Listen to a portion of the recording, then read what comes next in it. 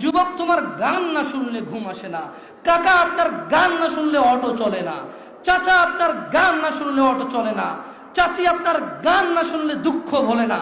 বোন, গান না শুনলে তোমার হৃদয় আনন্দিত হয় না। তুমি শোনো তোমার রব কি বলছে। বোন, চাচি, আপনি শুনুন আপনার রব কি বলছে।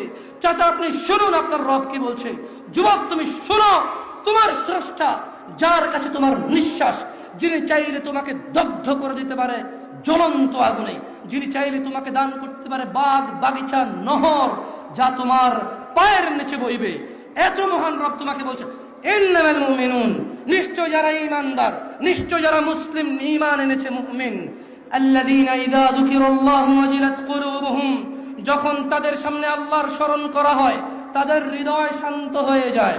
ওয়াইযা তুলিয়াত আলাইহিম আয়াতুহু যাদাতুহুম ঈমানা, আর যখন তাদেরকে আল্লাহর দিকে ডাকা হয় কোরআনুল কারীমের আয়াত দিয়ে, যাদাতুহুম ঈমানা, তখন তাদের ঈমান বৃদ্ধি হয়ে যায়। ওয়া আলা রাব্বিহিম ইয়াতাওয়াক্কালুন, তাদের প্রতিপালকের প্রতি তাদের আরো ভরসা বেড়ে যায়।